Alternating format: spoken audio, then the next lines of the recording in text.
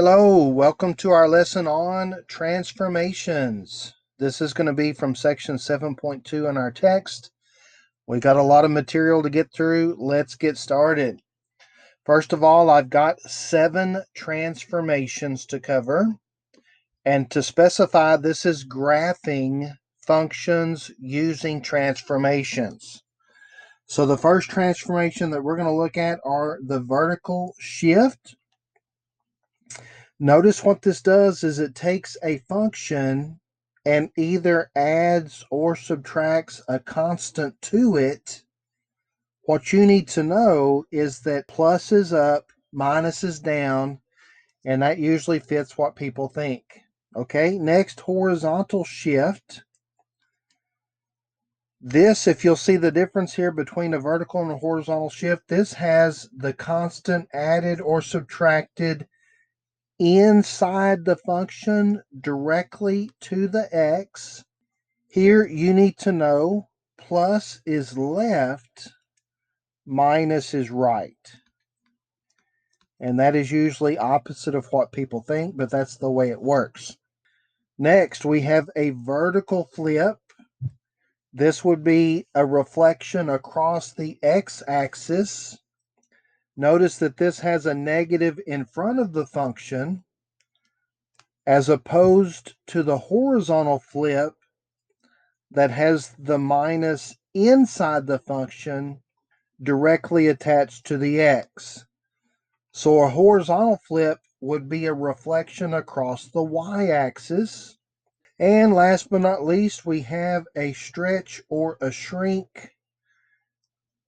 And that's going to be determined by whether your function is multiplied by a constant. And to determine whether it is a stretch or a shrink, most of the time it is going to depend on the function. So if your constant is a whole number, like 2, 3, 4, it could do a stretch or a shrink, depending on whether you have a quadratic or a radical function. It's going to depend on the function.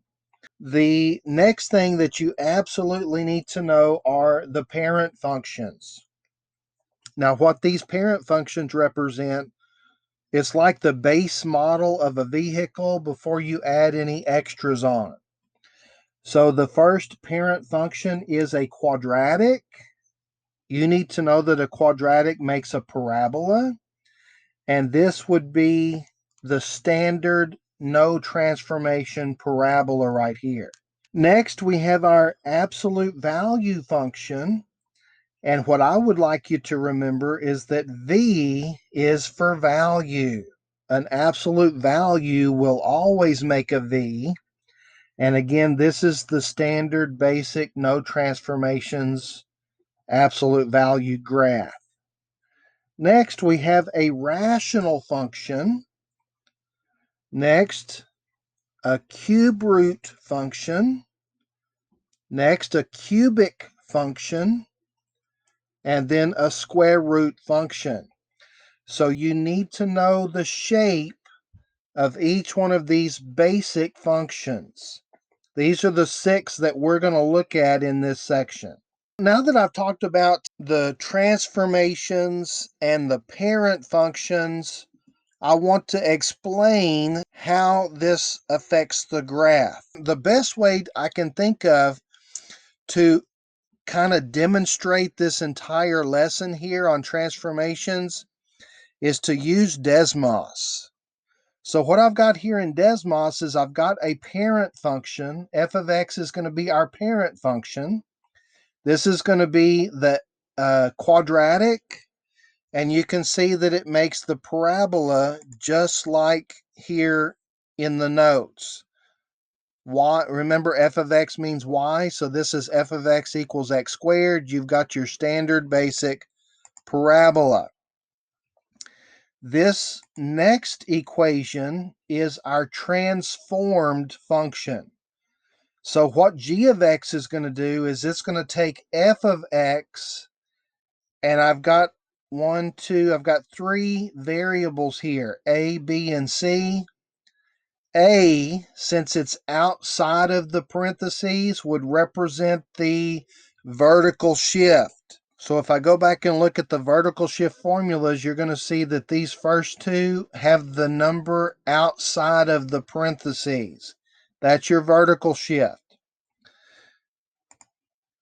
Next, the B, since it's inside the parentheses directly added to the X, that's going to be your horizontal shift. And here we've got X plus C, X minus C. Inside the parentheses is a horizontal shift. We've got the constant that's being multiplied to the function. And then down here, I've got the vertical flip and the horizontal flip that I'll demonstrate. So we're going to use Desmos to demonstrate each one of the transformations. All right, so the plus A, since it's outside the parentheses, would do a vertical shift. In Desmos, this is called a slider, and I can take this and I can change the value of A, and you can see how it affects the graph. So remember a second ago I said if A is positive, that's going to shift up. And so if I make A get bigger, it's going to shift the graph up. If A is negative, it's going to shift the graph down. So moving the slider this way, A is negative, makes it go down. So do you see, by changing this number outside the function, I can either shift the graph up if A is positive or down if A is negative. And of course, if A is 0, then there is no vertical shift. And so if I turn that off, you can see that that is the parent function. Next, B is inside the parentheses. That is a horizontal shift. And if B is positive, I said that that's going to shift left. So if I increase B in the positive direction, you're going to see the graph shift to the left. And then if I make B negative, you're going to see that the graph shifts to the right. And of course, if B is 0, then there is no horizontal shift and you get the standard parent function. Okay, next, let's talk about the vertical flip. Okay, so if I put a negative in front of my function, that should make the graph flip over. So if I turn that on, you're going to see that it flips the graph over. So that's your vertical flip. And then the horizontal flip, if I turn that on, you should see no difference. Since it has y-axis symmetry, if you reflect it across the y-axis, you're going to get the same graph. And lastly, let's talk about the stretch or shrink. So right now I've got C set to 1. 1 times anything is itself. So this is giving us the standard parent function. But if C gets bigger, you're going to see this graph shrink. And there it goes. Do you see it shrinking in? Sometimes they call that a compress. We're compressing the parabola inward as C gets bigger. Okay? Now, when I say bigger, I mean bigger than 1. If C is less than 1, like say a fraction, a half is less than 1, then that's going to stretch the graph. And the closer C gets to 0, the more stretched out this parabola gets. Now, if I go to 0, it's going to stretch it out into a line. But as C gets smaller, the graph gets stretched. And what I mean by smaller, I mean smaller than 1. Bigger than 1, shrink. Less than 1, stretch. Okay, so do you see how to tell a stretch and a shrink? Okay, now, just for fun, let's change our function from a squared function. Let's change that to a square root function. and see how that changes the transformations. Okay, so one more time. A is our vertical shift. Plus is up, minus is down. B is our horizontal shift. Plus is left, minus is right. Okay, so we can see that transformation. Again, the vertical flip, if I turn on the vertical flip, that should flip that across down here, across the x-axis. And then since this is a different graph from the parabola, you're going to be able to see the horizontal flip when I turn this on. You're going to see it reflect across the y-axis. And now for the stretch or compress. I'm sorry, the stretch or shrink. So remember a second ago, as C got bigger, we had a shrink. But for the square root function, if I make C bigger, it's going to actually stretch it. So remember I said it's going to depend on the function whether that C value does a stretch or shrink. So here, as C gets bigger, it is stretching the curve up. And again, what I mean by bigger is bigger than 1. If C is smaller than 1, you're going to see it shrink it down towards the x-axis. Okay, so do you see how that works? The C is the coefficient of the function, and as that value changes, it's going to either stretch or shrink the function. And that's going to do it for the demonstration of the transformations in Desmos. Now what I want to do is I want to go back and actually look at some problems. So we're going to look at number 26 first, and this is how you're actually going to work a problem that involves graphing using transformations. The first thing you want to do is you want to identify the parent function. So since this function is absolute value, we know the parent function, which really tells us the shape of the graph. The parent function is going to give us a V shape. So we're going to expect to have a V, and the parent function is centered at the origin. So what we want to do next, now that we know the shape of the graph, we want to identify the transformations. So we have a minus 4 that is outside of the absolute value. That's going to be a vertical shift. Minus is down. Remember, numbers that are outside of the function, added or subtracted outside the function, those are going to be vertical shifts. Plus is up, minus is down. Next, we have a number inside the absolute value that is being subtracted from x. That's going to be a horizontal shift. Plus is left, minus is right. So what we have here, we have two transformations, and we're going to have to shift that V down 4, right 3. So we're going to come down 4, right 3, and that is now going to be the new point of the V, and then we simply need to make a V there. Okay, now graphing using transformations is a quick way to get a look at the graph.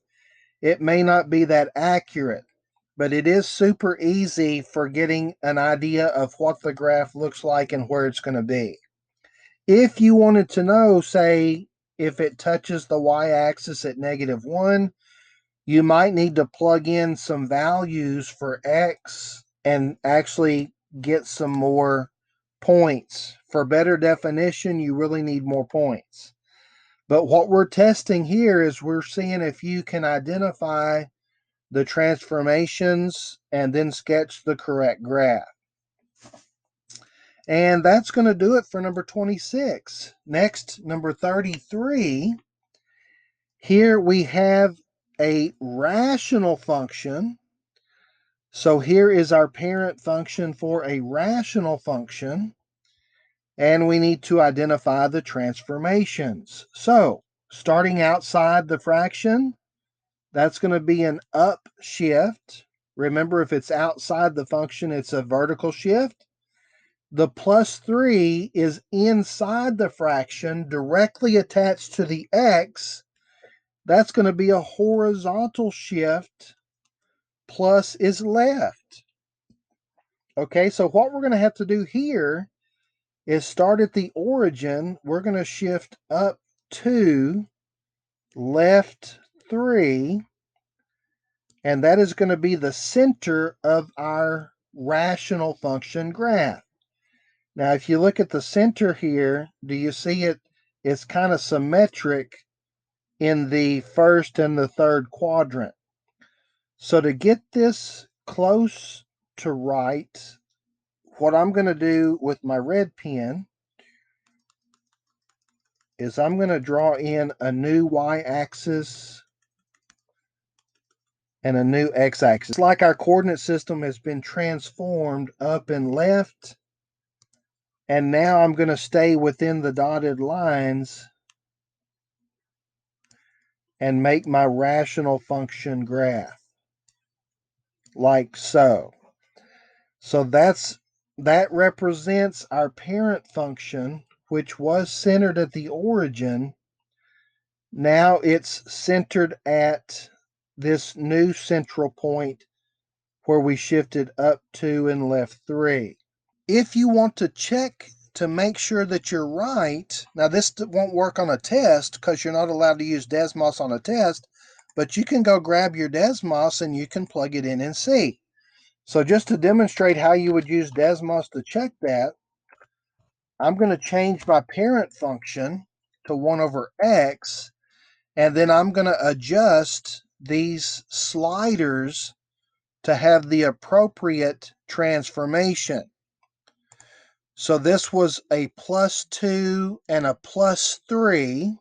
So I want A to be plus 2 and B to be plus 3.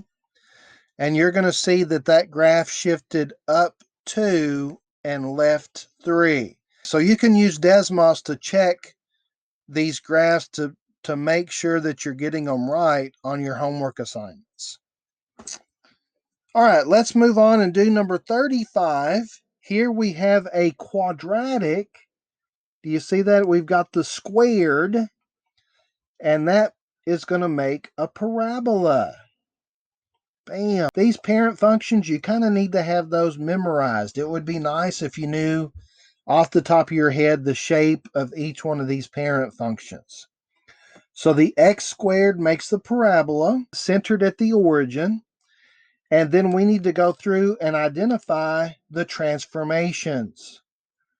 So the plus 5, which is outside the parentheses, that is an up shift.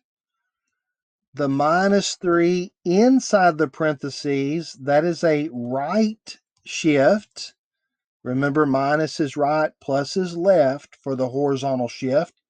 And did you notice the negative that is all the way in front of the parentheses?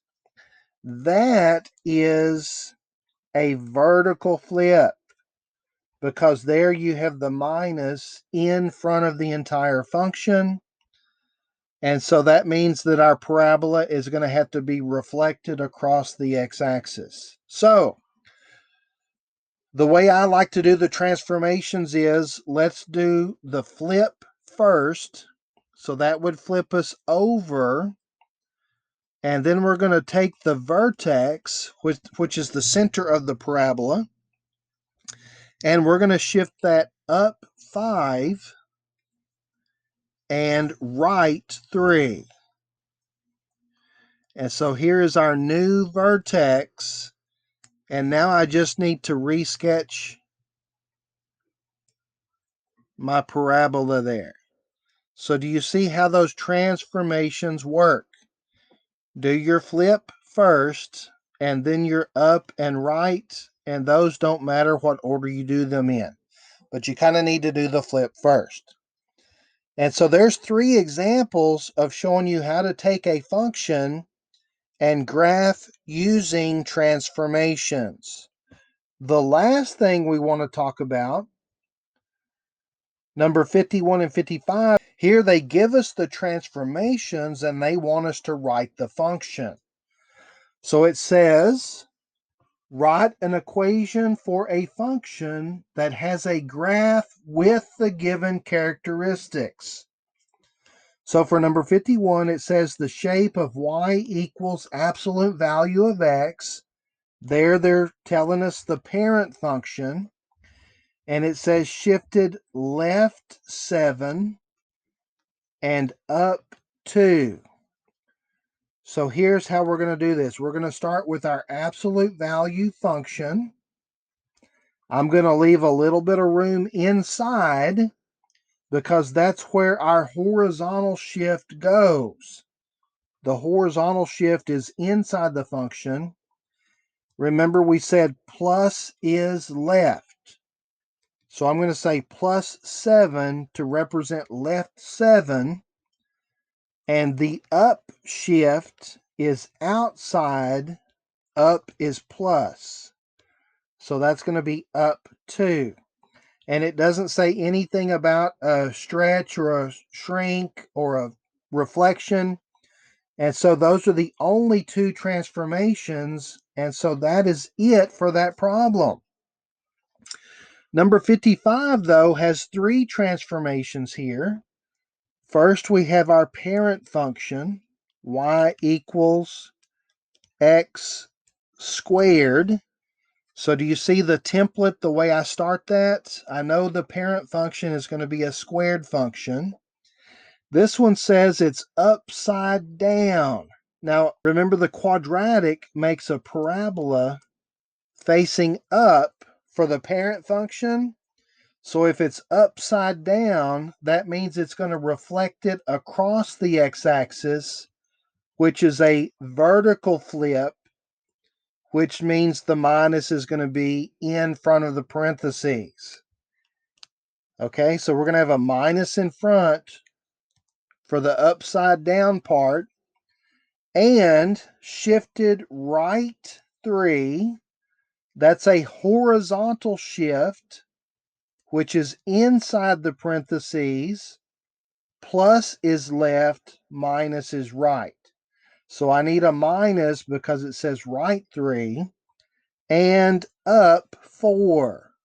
That is a vertical shift. Plus is up, minus is down, and we're done. And that's going to do it for this lesson. So if you have any questions or comments about anything I've done so far, please feel free to leave those in the comment section below, or you can text me. And thanks for watching.